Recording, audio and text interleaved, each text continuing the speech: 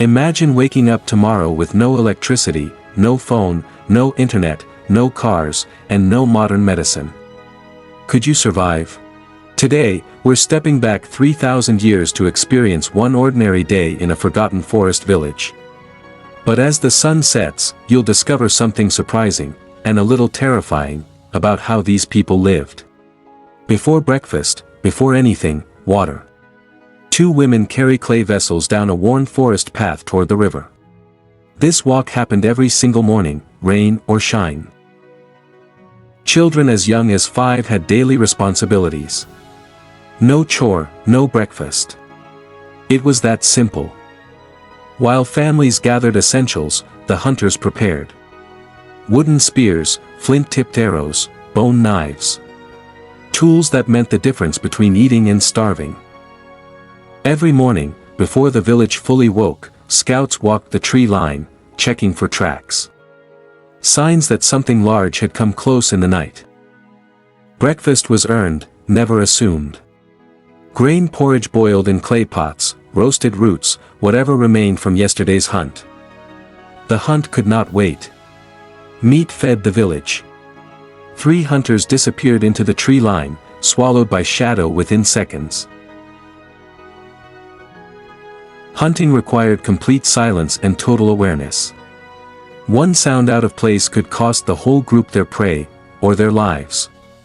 Along the river, another group worked in silence, fishing with handmade wicker traps and carved wooden spears. Patience was survival. Women and elders knew which plants healed and which ones killed. That knowledge took a lifetime to master, and could not be written down. Ancient buildings required constant maintenance. Without repairs, a hut became useless within months. Everyone helped. Technology meant stone on stone. Flint knapping, shaping flint into blades and arrowheads, was a skilled trade that took years to learn. Play was training. Children practiced throwing spears at targets, learning to identify tracks, memorizing plant names. Survival skills disguised as games. Meat that wasn't eaten immediately had to be preserved. Smoke drying over the fire meant eating next week. Waste was not an option.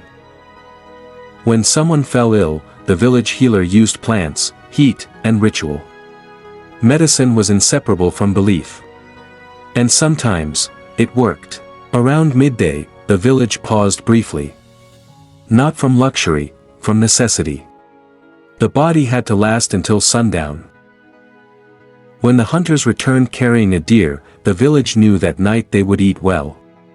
Relief on every face. Every part of the animal was used. Bones for tools. Hide for clothing. Sinew for binding. Clothing was made by hand, thread by thread. A single garment could take weeks. The woman weaving today might not wear this cloth for months. Modern people use more water in a single shower than ancient families used in a week. As the sun lowered, the village shifted modes.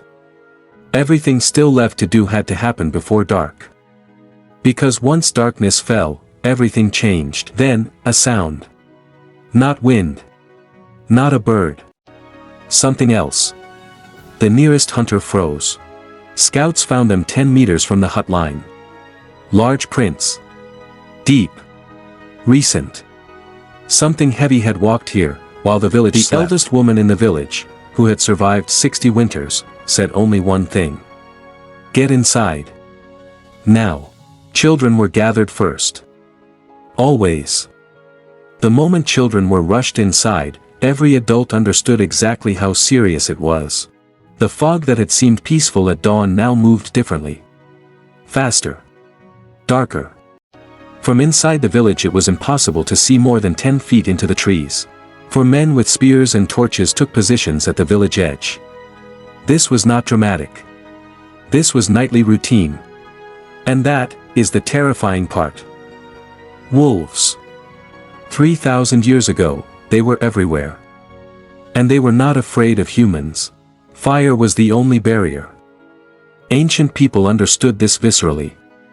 Outside the fire circle, you were prey. Inside, children whispered questions. Adults answered calmly. But their eyes said something different. Every night, someone stayed awake. All night. Every night. Because once a fire burned out and everyone slept, the forest moved in. Brown bears, cave lions, wolves. 3,000 years ago, Europe's forests contained predators that no human could fight alone. The forest edge was a boundary between two worlds. By midnight, the sounds had faded. The predators had moved on, this time. The guard did not relax. He never did. In the hour before dawn, the village was at its most vulnerable. Fires low, people exhausted. The guard who had watched all night added one final log. As light returned, the cycle began again. Another day survived. Another morning earned. That evening, as every evening, the village gathered around the largest fire. This was not entertainment. This was essential. Shared warmth, shared knowledge, shared humanity. Before writing, knowledge lived in stories. Everything the village knew, about plants, animals, weather, history, was passed voice to voice, generation to generation. Those children listening were memorizing the words exactly. When the elder died, those stories would be the only record. Nothing would be written. Everything depended on memory. Above the village, the same stars we see tonight. The same moon. For 3,000 years, people looked up and wondered the same things we do. They loved their families. They worried about tomorrow. They hoped for better seasons. Does that sound familiar? One by one, families retreated inside. The fire burned lower. The forest waited, as it always had. 3,000 years ago, people lived without modern comforts, yet they loved their families, feared the unknown, worked hard, and hoped for a better tomorrow, just like we do today. The next time you switch on a light, or pick up your phone, or sleep safely through the night, remember that for most of human history, survival itself was the greatest challenge.